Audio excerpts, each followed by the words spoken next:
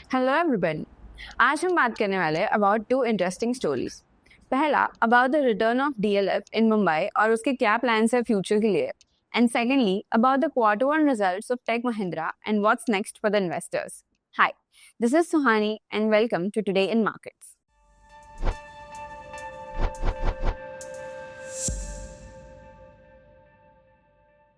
Let's talk about the first story for today.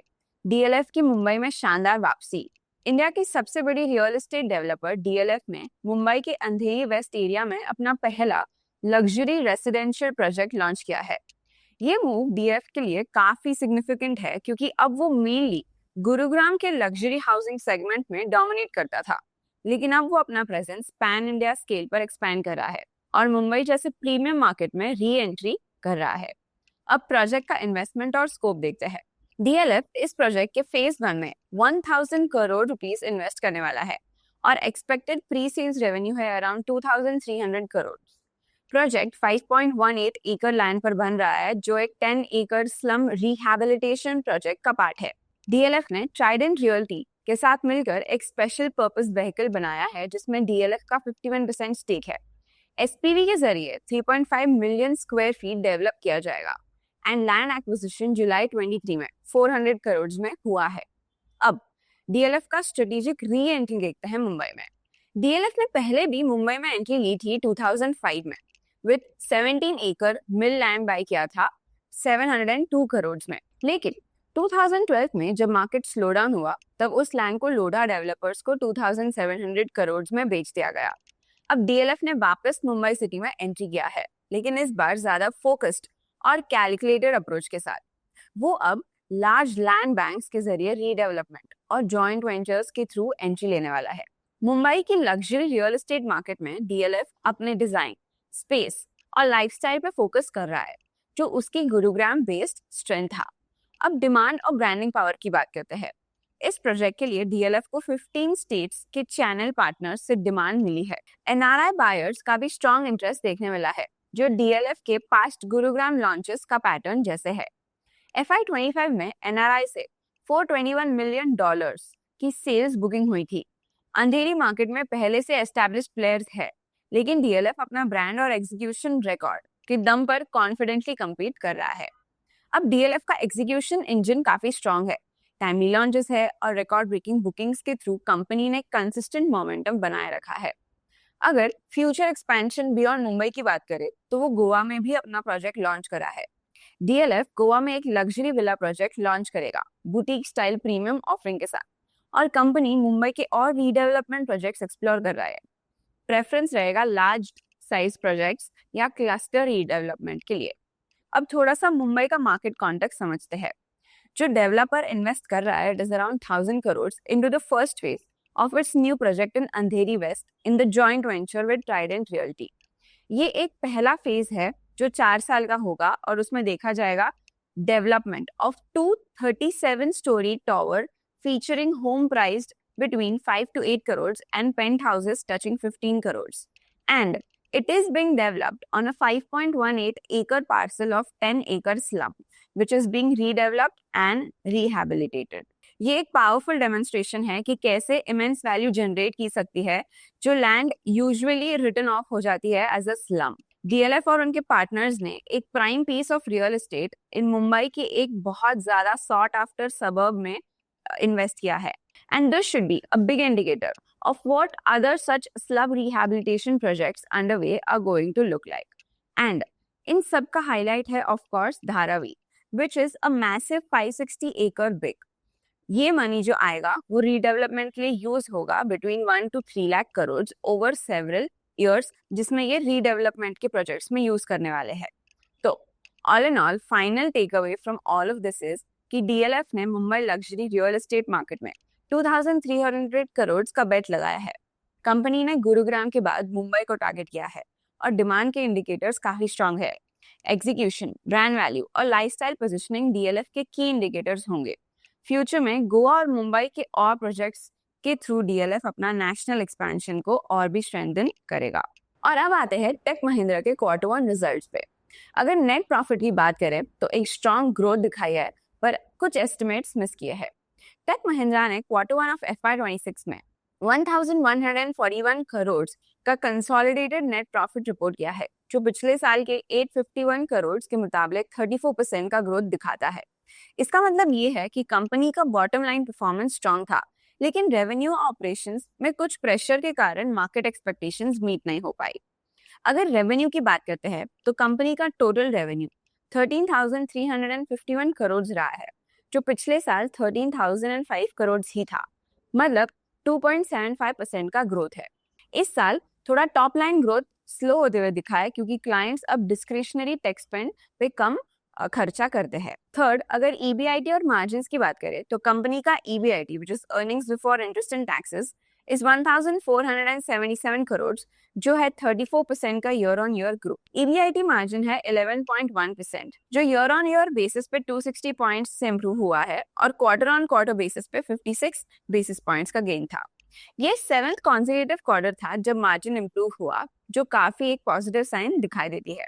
ये margin improvement तब आया जब mobility solution business seasonally weak था, वीजा कॉस्ट ज्यादा थी और एम्प्लॉय यूटिलाइजेशन लो था।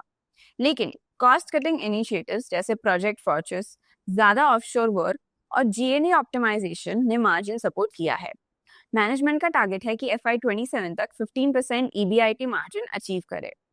अगर डील्स की बात करते हैं तो Q1 ऑफ FY26 में कंपनी ने $809 मिलियन के नए कॉन्ट्रैक्ट्स जीते हैं, जो टोटल कॉन्ट्रैक्ट वैल्यू होता है, जो पिछले साल से 52% ज्यादा है। ये 13 क्वार्टर्स में सबसे ज्यादा टोटल कॉन्ट्रैक्ट वैल्यू है। इसमें 2 बड़े डील्स भी शामिल है और हर एक $50 मिलियन का है। मैनेजमेंट का कहना है कि अगर हर क्वार्टर 600 to 800 मिलियन डॉलर के पास डील्स मिलते रहेंगे तो ये डील्स Q2 ऑफ FY26 से रेवेन्यू में कन्वर्ट होना स्टार्ट करेंगे एंड सेकेंड हाफ में अच्छा कन्वर्जन एक्सपेक्टेड है। अगर मैक्रो आउटलुक देखते हैं तो कंपनी ने एक्सेप्ट किया है कि अभी भी डिस्क्रिशनरी टेक स्पेंडिंग वीक है। ऑटो, हाईटेक और मैन्युफैक्चरिंग सेक्टर्स में प्रेशर कंटिन्यू है। टेलीकॉम सेगमेंट, जो टेक महिंद्रा का टोटल रेवेन्यू का 34% है, ने 0.4 क्वार्टर ऑन क्वार्टर ग्रोथ दिखाया है, जो एक पॉजिटिव सरप्राइज था। अगर स्टॉक परफॉर्मेंस और वैल्यूएशंस की बात करते हैं तो वो स्टेबल है, बट थोड़ा कॉशियस रहने की जरूरत है। कंपनी का स्टॉक पिछले एक साल में 4% ऊपर गया है। निफ्टी IT इंडेक्स से बेटर परफॉर्म किया है। उसका वैल्यूएशन भी FY27 की PE से 21x है। नुवामा रिसर्च के मुताबिक ये वैल्यूएशंस पीयर्स के बराबर है, लेकिन टेक महिंद्रा के मार्जिन्स और रिटर्न्स रिलेटिवली लोअर है। So all in all, brokerage कह रहे हैं कि टर्न अराउंड ट्रैक पर है, लेकिन ग्लोबल डिमांड की वीकनेस के कारण इमीडिएट अर्निंग्स ग्रोथ डिलेड हो सकती है। ओके, अब चलते हैं न्यूज फ्लैश सेक्शन की ओर, जो आपको स्कैनएक्स के न्यूज टैब के अंदर न्यूज फ्लैश सेक्शन मिलेगा, जहाँ पे अगर आपको क्विक न्यूज का एक्सेस चाहिए तो आप इसे और एक्सप्लोर कर सकते हो। जैसे India Mart Intermesh reports Q1 financial results, where the company's EBITDA has increased to 1.3 billion rupees from 1.2 billion rupees year on year. The EBITDA margin slightly decreased to 35.88% from 36.06% year on year. Consolidated net profit rose to 1.5 billion rupees from 1.14 billion rupees year on year, and revenue has increased to 3.7 billion rupees from 3.3 billion rupees year on year. उसके बाद हम देख सकते हैं कि EU approves new Russia sanction with lower price cap. The EU has agreed on its 18th package of sanction against Russia, including measures to lower the G7's price cap for Russian crude oil to $47.6 per barrel. The package also includes a ban on transactions related to Russia's Nord Stream gas pipelines and targets Russia's financial sector. उसके बाद हम देख सकते हैं कि HUDCO discontinues HUDCO Niwas portfolio services. HUDCO, which is Housing and Urban Development Corporation, has announced that it will no longer offer HUDCO Niwas portfolio services. This service was likely related to her housing or urban development, given to her HUDCO's primary business focus. अब चलते हैं insights tab पे और देखते हैं आज का heat map. Let's look at top gainers and losers for today, जहाँ पे हम देख सकते हैं कि आज सारे ही सेक्टर्स ने बहुत बड़ा हिट लिया है। काफी एक नेगेटिव सेंटिमेंट था मार्केट में, जिसकी वजह से हम देख सकते हैं कि बैंक्स बहुत ज्यादा हिट हुए। सारे ही where we can see that Axis Bank today is down by 5.22%। हम देख सकते हैं Shriram Finance is down by 3%। Bharti Airtel is down by 1.5%. Bharat Electronics is down by 2.34%. HDFC Life Insurance is down by 1.64%. So these have been the top losers for today. अगर top gainers की बात करें तो Bajaj Finance is up by 2.03%. Wipro is up by 2.44%. Tata Steel is up by 1.5%. ICICI Bank is up by 0.5%. हम देख सकते हैं Nestle is up by 0.94%. So these have been the top gainers and losers for today. अगर FIDI data की बात करते हैं तो एज ऑफ 17 जुलाई 2025 FI ने मैसिव सेलिंग किया है ऑफ 3,694 करोड़, whereas DI ने बाइंग किया है 2,820 करोड़. अगर MTF इनसाइट्स की बात करें तो as of July 16, 2025 the industry MTF book stands at 88,878 crore, जिसमें 6,614 करोड़ पोजीशंस ऐड हुए and 6,085 करोड़ पोजीशन लिक्विडेट हुए. तो net book addition is of 529 crore, जिसमें हाईली एक्सपोज स्टॉक थे Tata Motors, Hindustan Aeronautics, JFS, TCS and Mazagon Dock Shipbuilders. उसके बाद अगर आज के टॉप डिलीवरीज की बात करें तो आज के टॉप 5 डिलीवरीज है Power Grid Corporation of India, HCL Tech, L&T, Apollo Hospital and Bharti Airtel, which range from 78% to 69%. अब चलते हैं डन चार्ट्स पे एंड एनालाइज करते हैं निफ्टी 50 फॉर टुडे. जैसे हम चार्ट्स पे देख सकते हैं आज फिर से निफ्टी ने एक बहुत बड़ा बेरिश कैंडल बनाया है, रेड कैंडल बनाया है. Nifty is down bye 143 points today and वही उसका रीजन है कि बहुत ही ज्यादा अनसर्टेनिटी है with the US India trade deal. Asian markets में बहुत ज्यादा अनसर्टेनिटी है, वीकर एशियन मार्केट्स दिख रहे हैं हमें. अर्निंग सीजन इतने पॉजिटिव नहीं रहा है. द क्वार्टर वन रिजल्ट्स जो भी आ रहे हैं वो काफी नॉर्मल है या फिर दे आर अंडर परफॉर्मेंस हम देख सकते हैं. And that is why we can see कि निफ्टी 50 ने आज काफी तोड़ा है खुद को. And all the other sectors, मतलब सारे सेक्टर्स, निफ्टी IT को छोड़ के जो भी 0.01% ऊपर है, सारे सेक्टर्स नीचे है, जिसमें हम देख सकते हैं कि सबसे ज्यादा बैंकिंग सेक्टर आज नीचे है. Nifty private banks is down by 1.46%, Bankex is down by 1.33%, Nifty bank is down by 0.96%, Fin Nifty is down by 0.94%, mid cap is down by 0.7%. So these have taken a big hit and pulled Nifty down with them as well. तो जैसे हम देख सकते हैं Nifty opened around 25,108, made a high of 25,144, made a low of 24,918 and closed around 24,968. तो आज जब Nifty ने लो हिट किया है वो उसके 50 EMA के नीचे है. भले ही उसकी क्लोजिंग 50 EMA के ऊपर है, लेकिन आज निफ्टी जो उसका 50 EMA है उसको टच करके फिर से ऊपर क्लोज किया है उसने.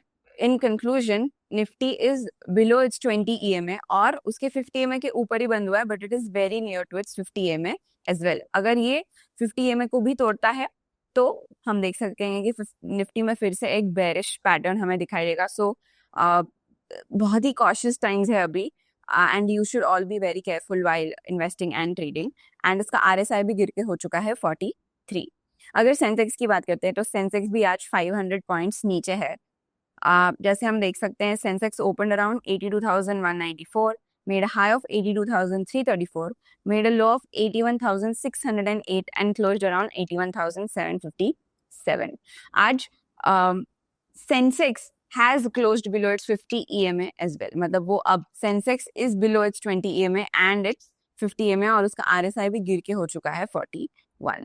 जैसे हमने देखा इंडाइसेस भी सारे ही नीचे है निफ्टी IT को छोड़ के, जो सिर्फ 0.01% से ऊपर है. तो ये ऐसा ही मार्केट है जहाँ पे आपको कॉशियस रहना है. And that's it for today. I will see you tomorrow. तो आपको क्या लगता है, क्या ये सब टेक महिंद्रा के लिए एक हेडविंड है या टेलविंड है? Tell us in the comments below. Till then, like, share and subscribe and stay curious and stay updated. Investments in the securities market are subject to market risk. Read all the related documents carefully before investing.